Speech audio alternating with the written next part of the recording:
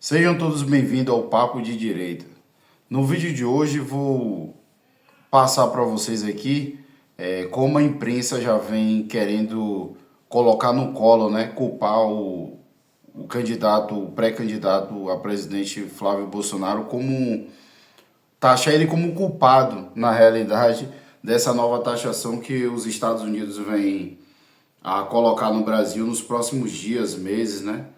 E a imprensa, ela já está junto com o governo, o desgoverno Lula, né, para poder criar essa narrativa para passar para a população como se fosse o Flávio Bolsonaro que foi buscar lá fora junto com Eduardo, né, Paulo Figueiredo, buscar essa taxação para o Brasil, onde na verdade a gente sabe que isso já vem acontecendo desde o ano passado, já tiveram várias reuniões onde o governo dos Estados Unidos já passou para o Brasil que deveria ter revisto algumas questões que impactam muito aos Estados Unidos e o governo Lula, em nenhum momento se preocupou com isso. Acredito que ele já vem com essa intenção de deixar com que o Brasil seja taxado, até porque vale lembrar que no ano passado, quando teve aquelas taxas lá que os Estados Unidos colocou para o Brasil, foi muito vinculado a Eduardo Bolsonaro, né? E aí teve aquele negócio de soberania do governo, aquela falácia toda de soberania, de que não ia se rebaixar para os Estados Unidos e que a família Bolsonaro estava buscando punir o Brasil, né, com taxas, buscando taxas lá fora, e toda aquela baboseira que a imprensa militante colocou muito aí, espalhou muito no Brasil, onde o governo Lula, ele naquele momento se viu com a popularidade aumentando, né? Ele até falava que o Eduardo Bolsonaro era o camisa 10, né? Muitos falavam que o Eduardo Bolsonaro era o camisa 10 do governo Lula, porque através dessa taxação é que o governo Lula aumentou a popularidade. E agora eles estão vindo com essa mesma narrativa, já com a imprensa também colando aí, né, querendo colocar, agora não mais em Eduardo Bolsonaro, mas em sim Flávio Bolsonaro, porque Flávio Bolsonaro vai ser o candidato da direita, né, bolsonarista principalmente, para as eleições e é o principal adversário do Lula, né? Então eles já estão querendo colocar essa culpa ao Flávio Bolsonaro já pensando nas eleições. E a imprensa militante da Globo já vem, né, com todo o seu arsenal para poder passar essa narrativa, né, para a população brasileira. Então devemos muito ficar atento com isso, né?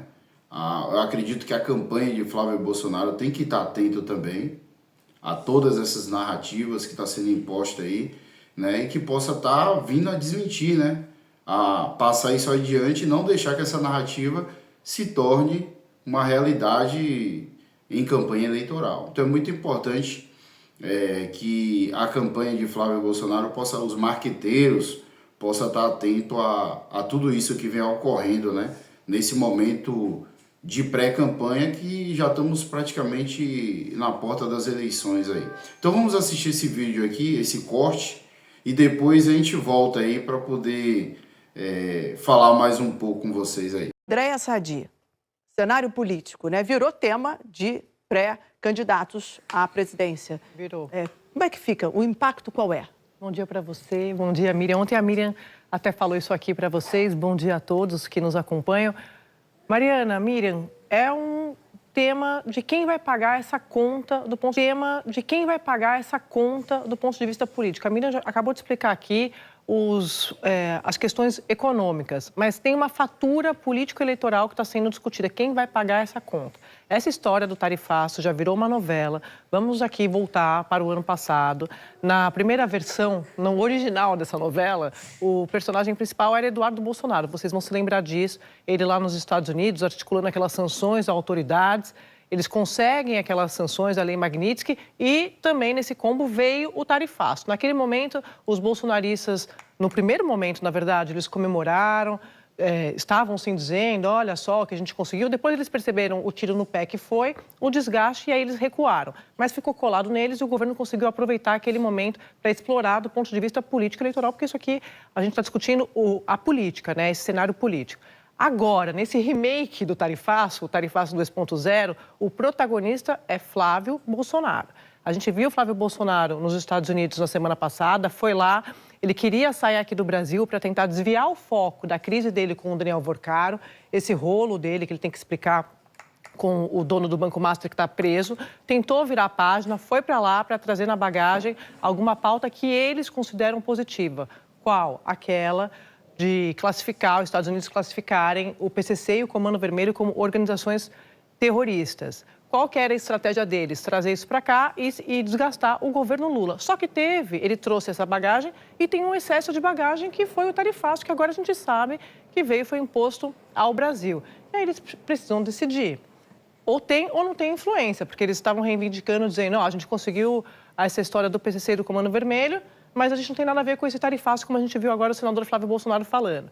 Qual que é a avaliação? Essa conta hoje do tarifaço 2.0 está na mesa, essa fatura está na mesa de Flávio Bolsonaro. É ele quem tem que explicar. Isso foi reforçado, inclusive, ontem, pela foto do Donald Trump. A gente mostrou agora na reportagem, agora há pouco. Ele postou, né? Postou um TBT. Sabe quando você vai numa festa, num evento, há uma semana depois você posta aquela foto? Foi o que o Trump fez ontem. Ele posta a foto do encontro dele com Flávio Bolsonaro no mesmo dia em que estamos às voltas com o anúncio desse grande tarifaço. Então, uma espécie de assinatura ali, na minha avaliação, Mariana Mira, do que de fato aconteceu. Então, o bolsonarismo vai ter que explicar esse desgaste todo que vem com o tarifaço e para o governo Lula, nesse momento, o bolsonarismo entregou de bandeja uma pauta para que eles possam explorar, que é explorar e defender, que é a soberania. Então, pessoal, como vocês viram no vídeo aí, né, o pessoal tá meio... A imprensa já vem com essa narrativa, né, junto com o governo também do PT, o Lula, já vem falando muito, explorando muito essa situação aí, querendo colocar no colo de Flávio Bolsonaro essa suposta nova taxação que o Brasil vai ganhar, né, dos Estados Unidos. Então eles já estão trabalhando com essa narrativa toda aí, se juntando à imprensa, né, indo para as mídias sociais. E cabe agora o entorno de Flávio Bolsonaro, não cabe a ele, mas sim o entorno dele principalmente, poder trabalhar uma campanha, né, para vir rebater todas essas críticas, essas acusações que o Flávio vem sofrendo, né? E até agora a gente não viu isso. A gente vê uma turma aí que está ao lado de Flávio, mas que na prática não vimos ainda nenhuma reação, né, de defesa, de proteção do pré-candidato Flávio, né? Então temos que estar atento a isso. Inclusive já está tendo até pesquisas, questionamentos aí em pesquisas eleitorais, perguntando de quem é a culpa das novas taxas aí dos Estados Unidos, né? E perguntando até se Flávio Bolsonaro tem culpa, né? Se ele é o responsável. Então o entorno de Flávio tem que estar atento a isso. A campanha de Flávio tem que estar atenta e não deixar para as tias aí, os tios do Zap, né?